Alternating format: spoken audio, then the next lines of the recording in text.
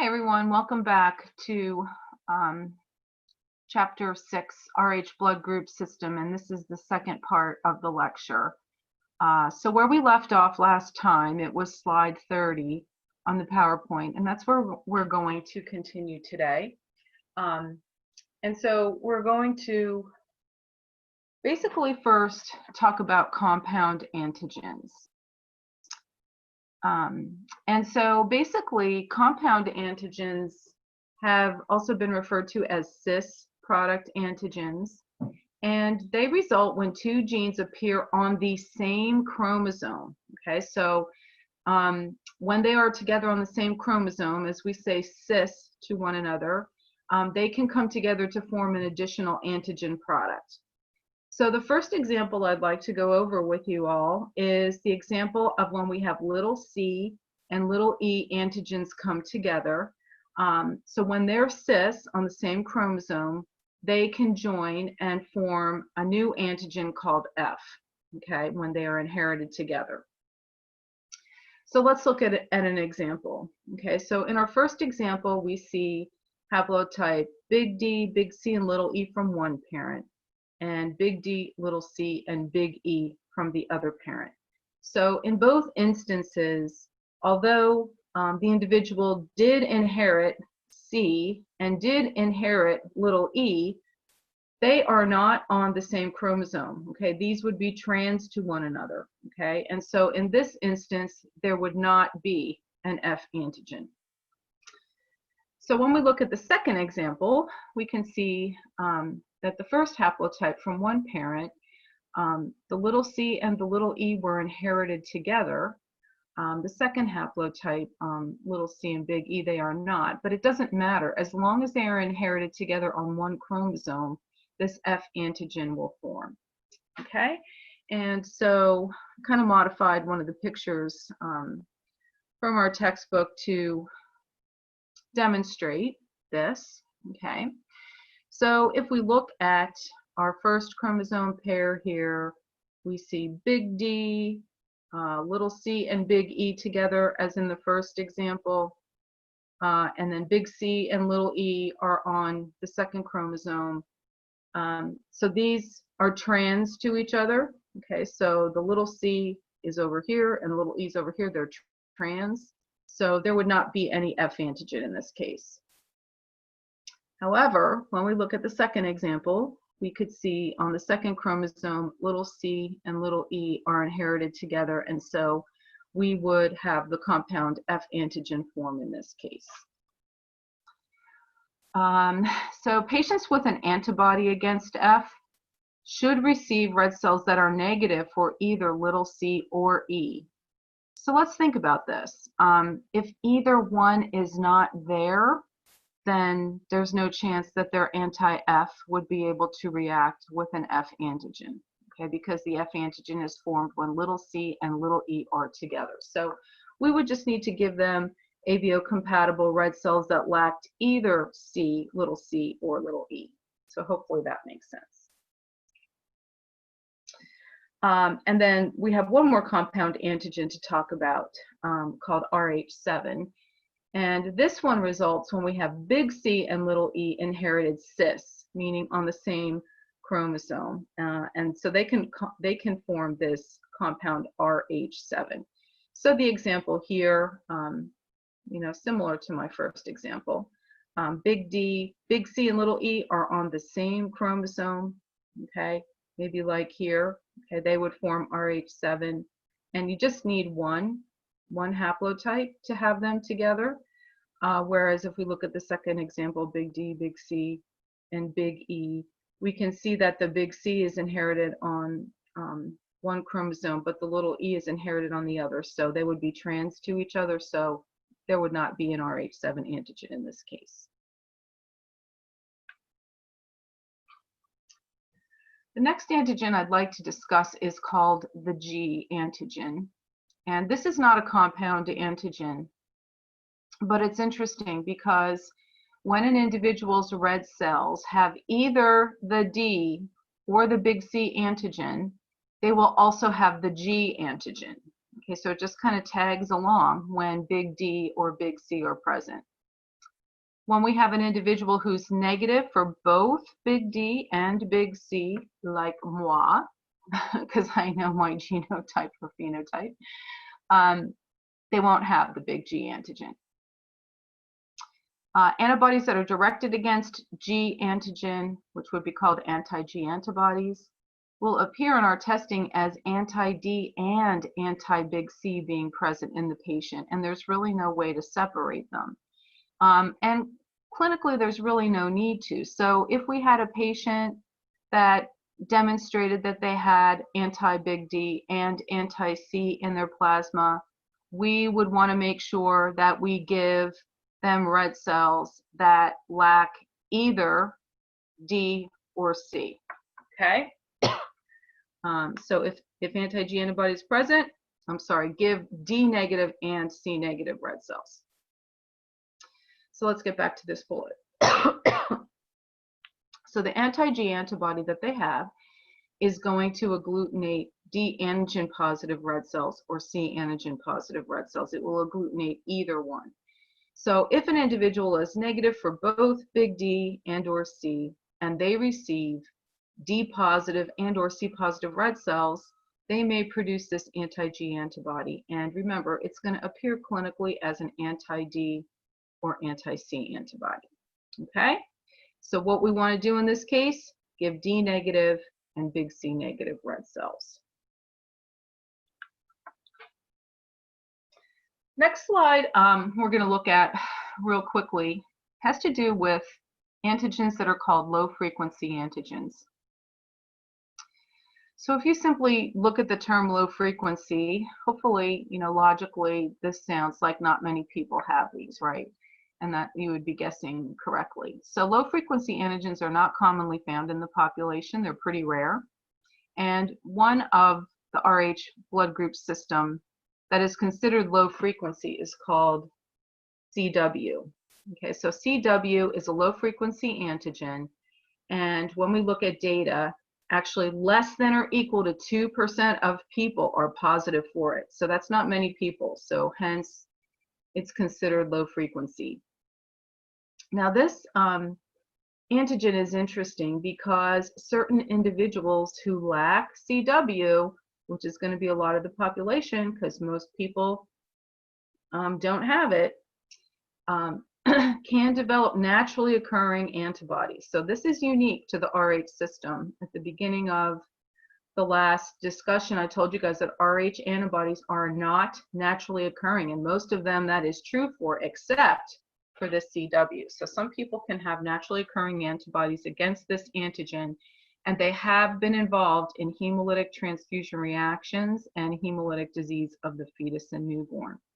So when we're looking at our screening cells and panel cells, which we're going to be building on in our next module, screening cells are reagent red cells that we use to screen to see if a patient has some antibodies to other antigen systems.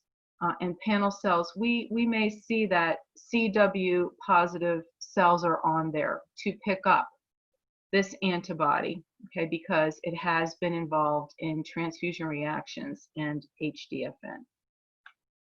So this is a picture of an antigram I found on the internet that shows, an antigram for screening cells, and these screening cells came from ortho. And we see that there are 3 screening cells, okay, in this pack of screening cells. And so we can see here how all of our Rh antigens are organized first, okay? And so we see big D, we see big C, big E, little e, F antigen. Let's look at that F antigen. Let's see if everybody remembers. Remember, F is a compound antigen. So the first 2 cells are negative for F. When you see the zeros, it means it's not there. But the third screening cell here, we could see that F antigen is positive.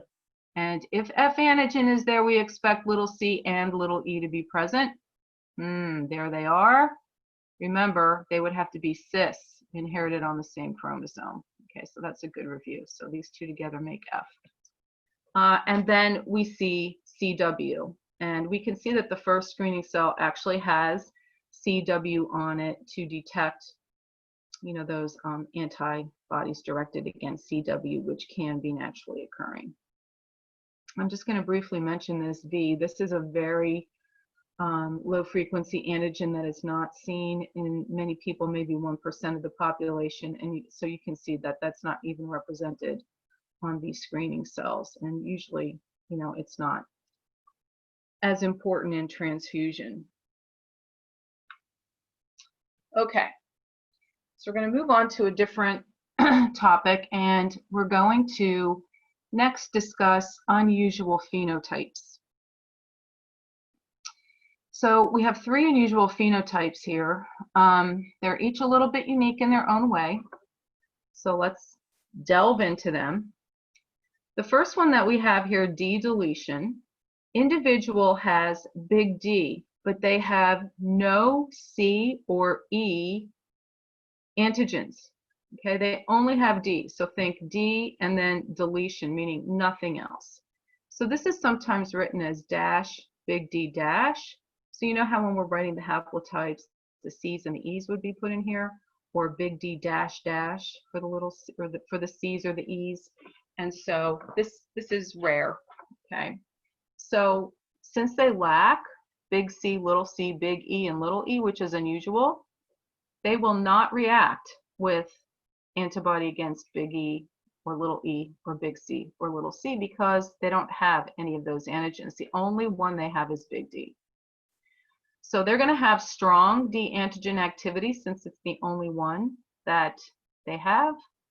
And if they are in need of transfusion, we should only give them D deleted cells. Okay, so similar from another D deleted person, or sometimes individuals can go and donate autologous units, which can be frozen for their own use if they need them at a later date. Hopefully this makes sense, because if we were to give someone who's D deletion red cells that happen to have a C or an E antigen, since they lack those antigens, they could easily make an antibody against them, and that could cause problems in future transfusions. So only with D deleted. The next one in the middle, RH null. If you think of that word null, hopefully you know that means nothing or zero. These individuals lack all RH antigens, so they don't even have the big D. And there are 2 ways that this can happen. So first, there's a regulator gene called RHAG, in this case, which is inhibiting the expression of the RH genes. Or there's an amorph that's inherited and they don't have any RH genes. Regardless, okay, RH null, they don't have any RH antigens. And so if you think back to the last lecture, maybe you remember me telling you that RH antigens do serve a purpose on the red cell. They actually provide stability to the red blood cell membrane. And so when an individual lacks all RH antigens, their red cells are going to have a shortened lifespan and they're going to suffer from hemolytic anemia. So the red cells are going to lyse more easily. They're not going to live to 120 days.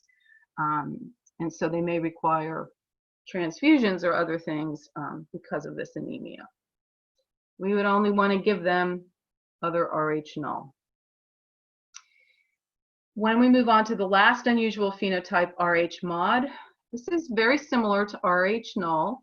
In this case, most RH antigen expression is missing, and the RH regulator gene, that RHAG gene, also controls this phenotype, and they also have shortened lifespan of red cells that results in hemolytic anemia. So they're missing some. Okay, it can be different ones they're missing.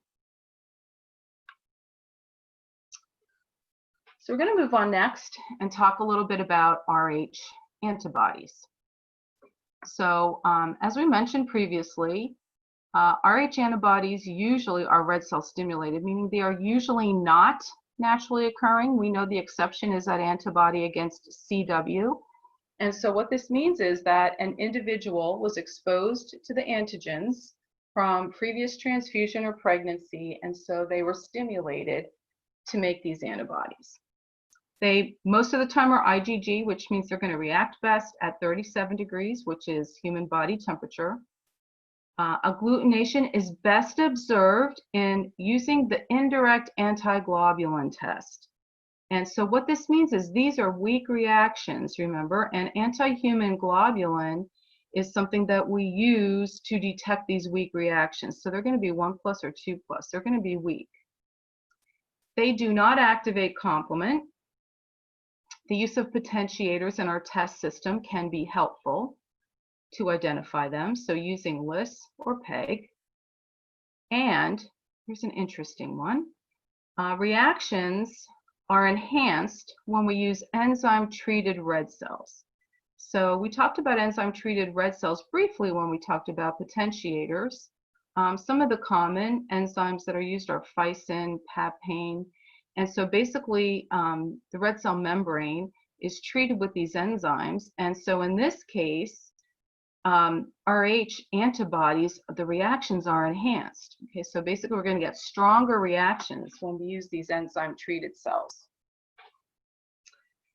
Antibodies to big C, little c, big E, and little e react stronger to homozygous antigen expression, and this is the theory of dosage. So we're going to look at some examples of this in a minute, but remember, if we were looking at big C, for instance, if someone inherited double shot of big C, they would have much more big C antigen than someone who had big C inherited along with little c, okay, which would be heterozygous.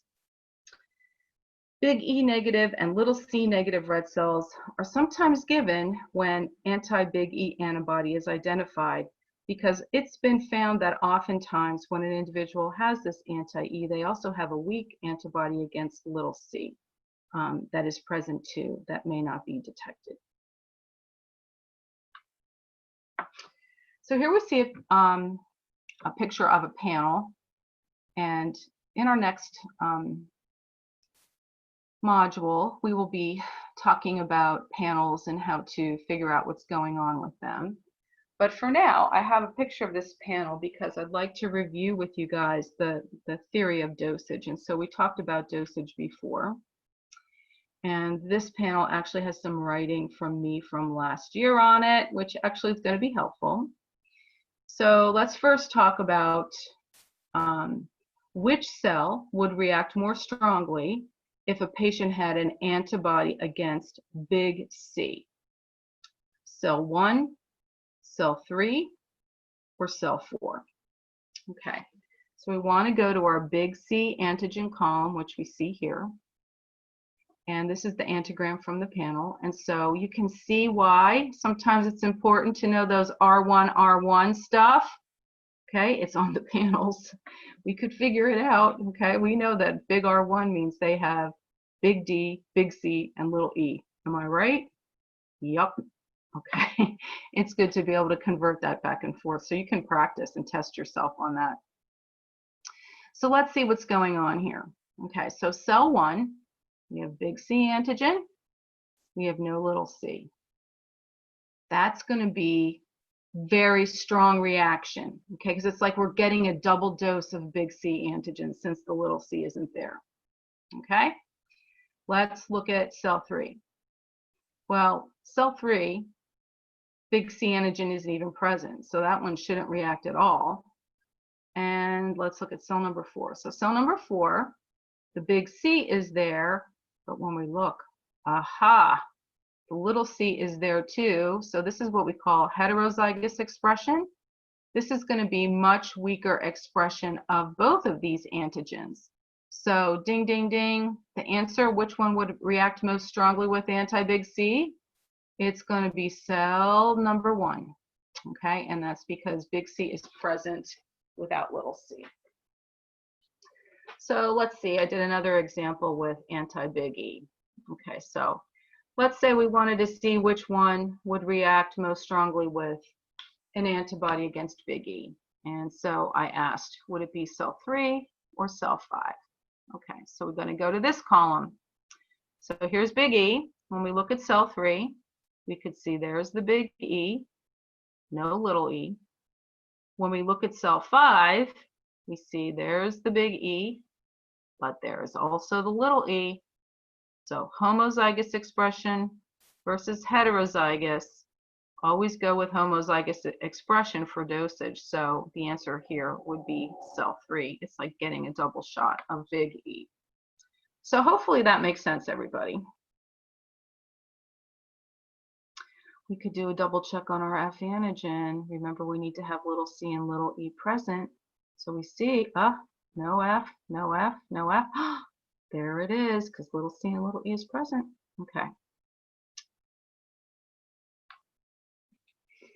Okay, so this is another example of dosage. So in this example, let's say our patient has an antibody to JKA, and that happens to be the KID blood group system, which we'll be learning about, I think, in our next unit.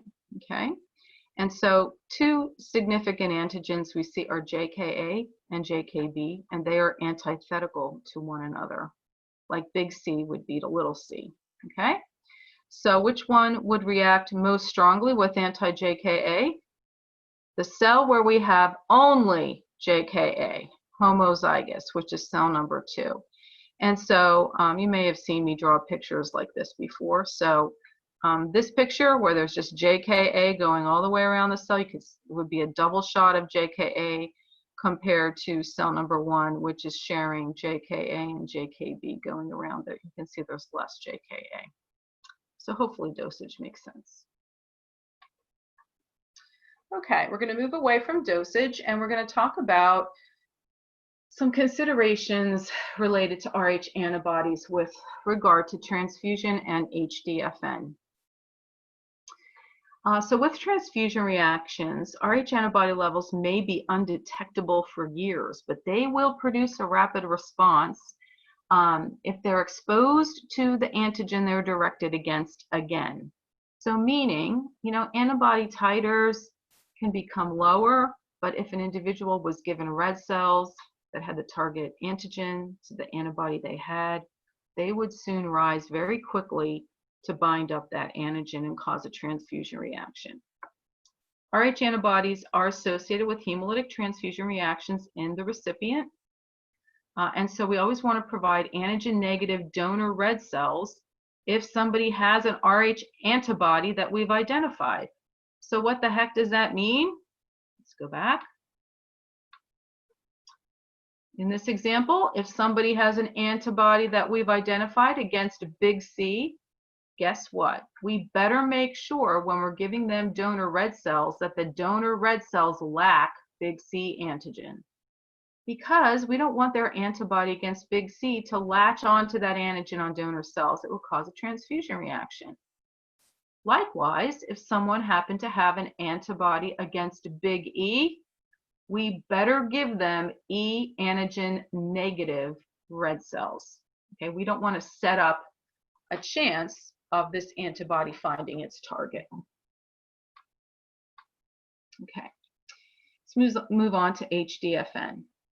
So HDFN may occur when a woman is Rh negative and the fetus or infant is Rh positive. Okay, so here's what happens. A woman who is Rh negative, we know, lacks the big D antigen.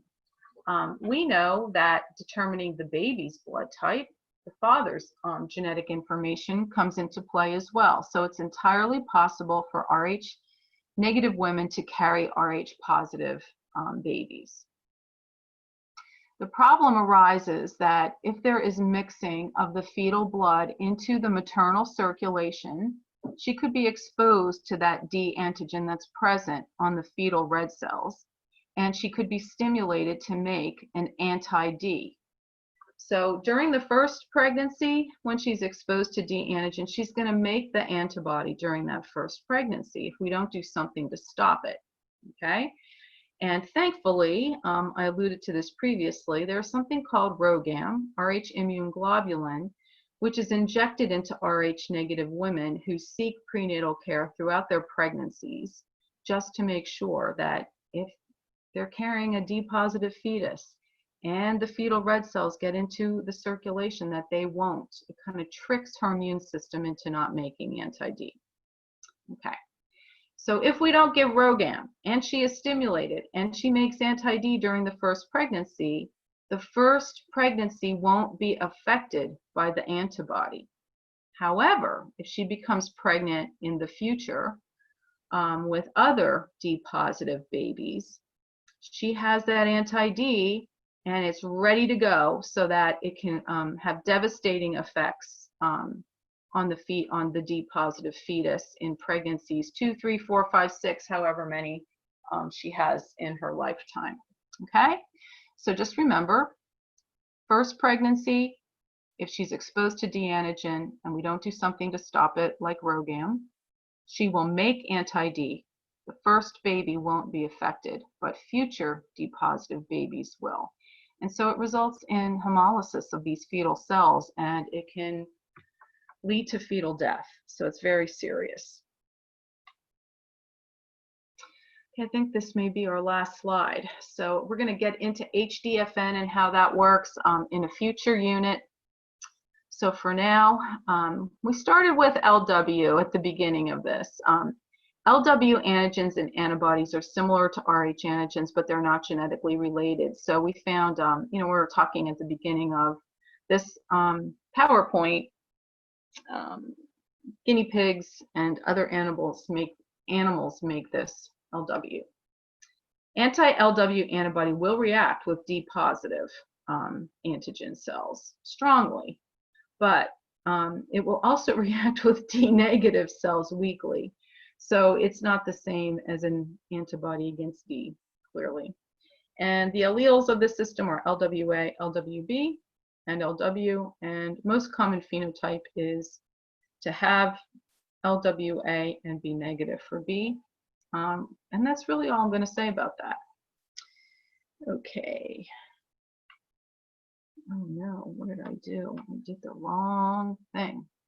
All right, well, I'm going to stop my share for a minute. What I'd like to do at the end of this is I'm going to start a new share.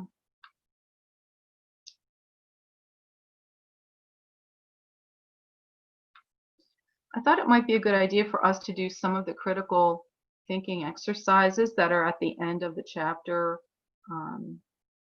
This happens to be chapter 6, the RH blood group system, just as a bit of a review of some of the concepts that we talked about. Okay, so some of these are at the back of your book, but we'll just go over them together. It probably would be a lot more fun if we could really interact and do these, but it'll be a good review of some of the things we discussed in this unit.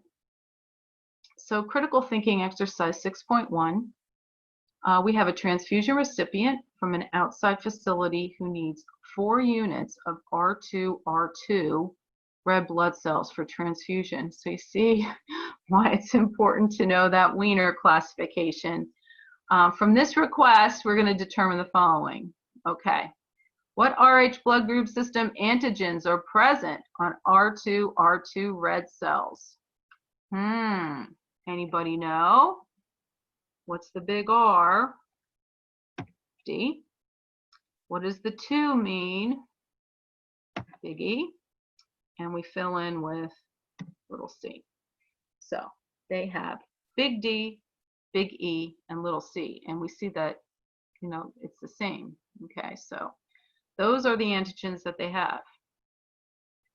So for question number 2, what RH blood group system antigens are not present on R2 red cells? Well, let's see what they don't have. They don't have big C, right? And they don't have little e, and that's about it, because everything else is represented.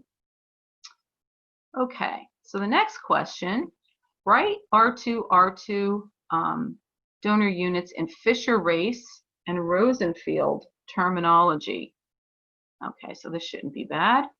So we know the R, big D, big E, little c. We could do it in a different order.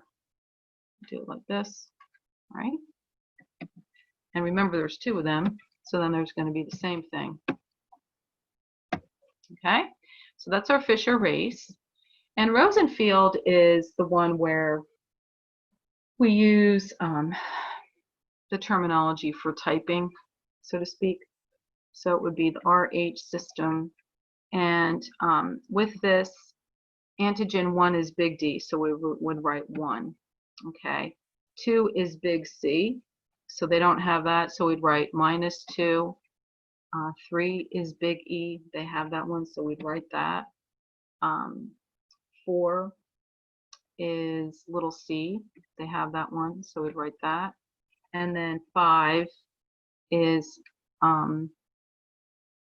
little e, and they don't have that one, so I'd write -5. So it would be written like that. So they have D, they have big E, and little c.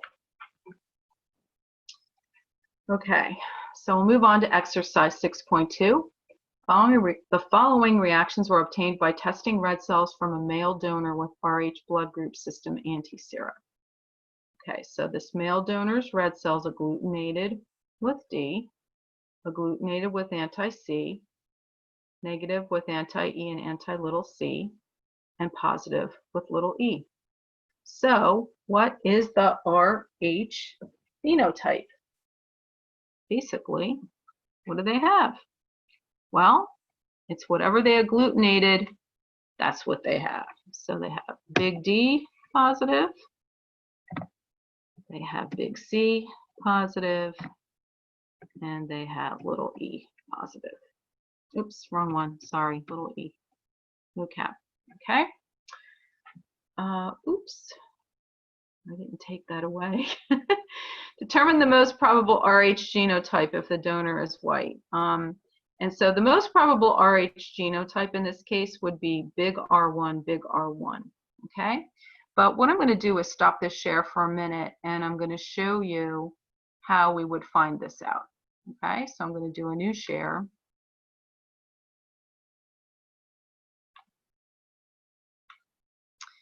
I'm going to go back to our PowerPoint. Bear with me. We need to go back to some data.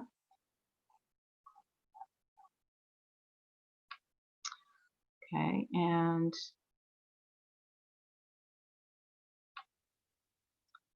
I don't want that. I don't want that. All right, anyway, there we go. Let me end the show. Okay, go back. Sorry, guys. Find it again. Okay, there we go. That's what I want. So they have big D, big C, and little e. Okay, so we're going to look at the phenotype. Big D, okay, big C, and little e is our second one down. And so this is known data, right? So here we see the phenotypic testing results. And when we look over here, we see that the most likely genotype for this phenotype in whites is going to be R1R1. And it's actually going to be the most common one in blacks too, although much rarer in blacks than it would be in whites. So we just take our phenotypic testing and look at our known data to get that answer. Okay, I'm going to do a new share. Go back to our critical thinking exercise. Okay, so it's going to be R1R1. And we already answered this question. If the donor were black, it would be the same. Okay, so let's think. What Rh antibodies could this donor make after a transfusion? So if we weren't paying careful attention to which antigens they have and which ones they don't, what Rh antibodies could they possibly make? And so you always want to think that in this case, they would make antibodies to antigens that they don't have that maybe could be present on donor red cells that they get. So they're not going to make an anti-D because they have that. They're not going to make an antibody against big C because they have that one. And they wouldn't make an antibody against little e. So the two they could potentially make would be anti-little c and anti-big E. Okay? because those are the two antigens they don't have. Okay, I'll do a couple more. So exercise 6.3, we have a 65-year-old male with cancer who was tested, and his results are in the table. So let's see what we have. So they did their forward typing, 4+ reaction with anti-A, 4+ reaction with anti-B, 1+ with anti-D. Now they did a D control, an RH control tube, and that was also 1+. For reverse typing, no reaction with A1 cells and no reaction with B cells, and the lab tech interpreted this as AB D positive. So for question number 1, is the interpretation of the patient's blood type correct? Well, partially. Okay, so I don't know about you, I agree that this person is AB. Okay, so forward typing both here, reverse typing neither. That part is good. But when we look at the RH testing, something's up with this. Okay, so we're seeing reactivity with the RH control. So I would have to say no. The RH testing is invalid because RH control is positive. Where's my positive? Okay. So this means a patient's reacting with something, some inner ingredient, or something's happening. So they're agglutinating the same in both the anti-D and the RH control. So we can't say for sure that they are D positive. Okay. So in this, this is kind of a trickier one. So they're asking for question number 2, what test is recommended to solve the RH typing discrepancy? And so basically here, what we would want to do is a test that we talked about before called a DAT, direct antiglobulin test. We'll be talking more about that one in upcoming units. So the DAT, remember, detects sensitization that has happened where? In vivo. We would want to see if possibly this person's red cells are coated with some antibody that's attached to them already, and that's why they're reacting this way with the D and the RH control. My kitty in the background, she's going to be a nut soon. That's the clue. Should a weak D test be performed if the patient has a positive direct antiglobulin test? No. So weak D test is done to detect a weaker version of the D antigen, but since if the DAT is positive, sensitization happened in vivo, which means there's some kind of antibody coating the patient's RBCs, and that's going to affect the testing, so no. So in the meantime, if this patient is in need of a transfusion, before we can resolve what's going on here, what type blood should we give them? And the answer is, of course, we're going to give them AB if we can. However, with regard to RH, let's give them, what do you think? Negative. Remember, RH negative isn't going to harm anybody, and since we don't really know their RH status due to some problem in this case, giving RH negative would be the way to go. Can't hurt anybody. All right, let's move on to exercise 6.4. This might be the last one we're going to do. So here we have some results which were obtained from a first-time blood donor. So we have anti-A 4+, negative with anti-B, negative with anti-D, weak D test 2+, control cells. Okay, I'm sorry, this is the RH control was negative, and they did check cells. That's what the check is. Reverse typing, negative with A1 cells and 4+ with B cells. Okay, so let's interpret the blood donor's ABO and phenotype. So first of all, forward typing looks like A, right? When we look at reverse typing, it still looks like A because there's an anti-B. So I think we can say that this individual looks like A. Now, if we were just going to go with this anti-D, it would look like they're Rh negative. However, they did weak D testing because this is a blood donor, okay? And so basically what they did was they incubated the D tube and the control tube. They, for 15 to 30 minutes, after that time, they washed 3 times with saline. They added anti-human globulin. They centrifuged, and lo and behold, now they're getting a 2+ reaction. The Rh control tube was negative, so they did the check cells, and the check cells agglutinated. So in this case, what this means is this person is not Rh negative. They do have D, but they have a weakened form of the antigens. So they're still considered a Rh positive in this case. Okay?